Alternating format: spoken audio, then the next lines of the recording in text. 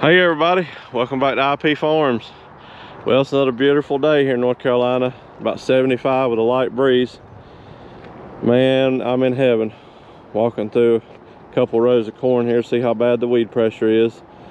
Part of me wants to stick the cultivator in here, but there's so much that's not growing. I don't know if it's worth breaking that barrier or not from what I've been told.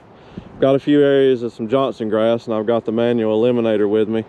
I'll show you that in a minute. It's probably not what you're thinking, but definitely brings back memories of days of tobacco. But anyway, I think in the last video or video before one, I showed you the one row cultivator. Yeah, we've made a huge mistake there again. I'll explain that here in a minute. Time is not on my side this year, and not to say that I'm any different than the rest of you guys, but it's just not working out in my favor this year. So right now at this point, I'm blessed beyond words to see something growing. It's not corn like everybody else has. It's not beautiful lush green fields.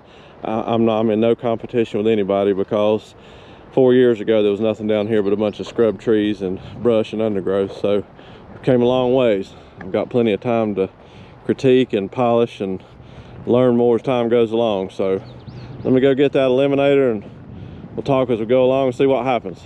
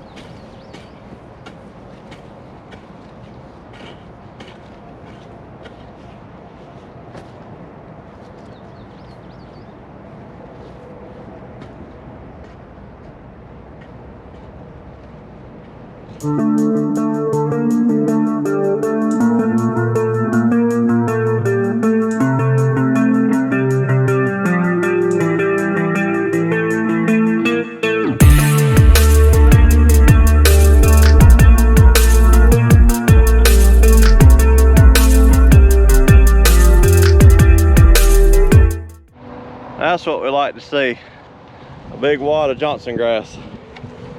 I know you guys are probably saying, what in the world is he doing hoeing corn in a field? Well, you do what you have to do sometimes. We'll talk more about that in a little bit, but that's what I'm after. I said, all in all, it's pretty good. I mean, you see them between the rows.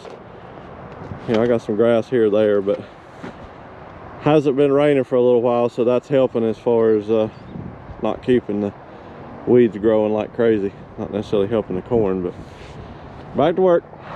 So as you can see here, it's not as good, but look at the rows. Hardly any weed pressure, grass or anything.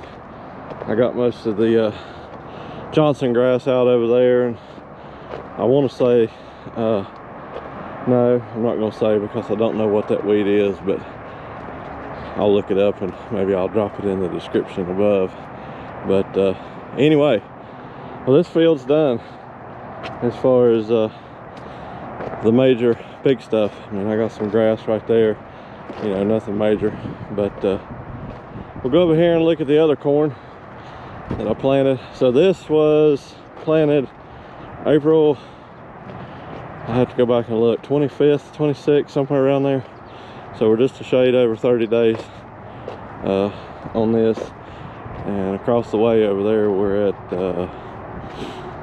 what, 7 days, 8 days, no, 9 days. Get it right in a minute. We'll go look at that. But like I said, bare spot here, which water stands there, drowned a lot of it out. Water stands unfortunately over here, but you know, I don't know if the camera's picking it up, but not a finger, but a hoe handle. Right down through there, it's really, really green. And over here, it's not so much. And you get over here to the very end, which that's from the trees, I'm sure, but can't complain, guys. One little 3-acre field hoed out. It didn't sound right, did it? I can live with that. I think another season of seat time, keeping those row markers like that, we might actually be able to plant some straight corn, because that's not bad at all. Just had to go around the manhole a little bit. But you know me, it's going to strike, and it did over here.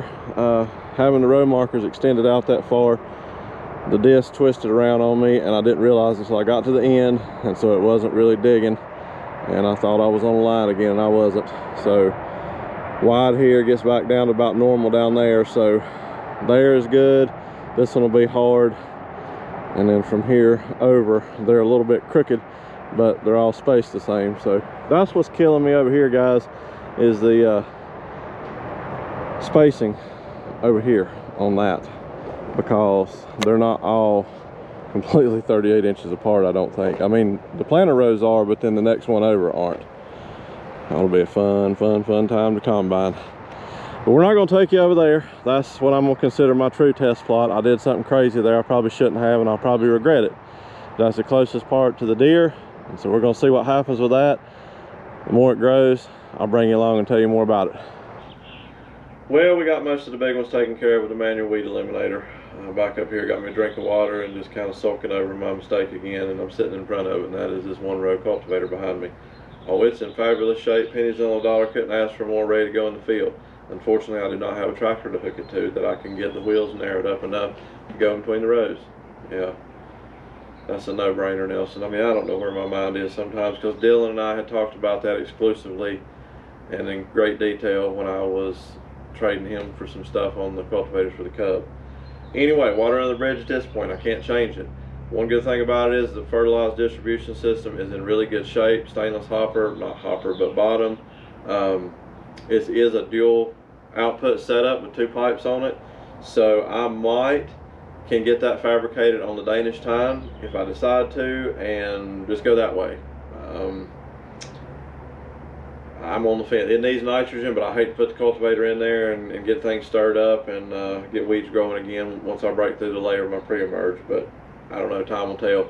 If it doesn't, it doesn't. It'll just have to grow with what it grows and what nitrogen was in it when I put it out, and I know it won't be a good crop, but we're learning. We're learning to be better prepared.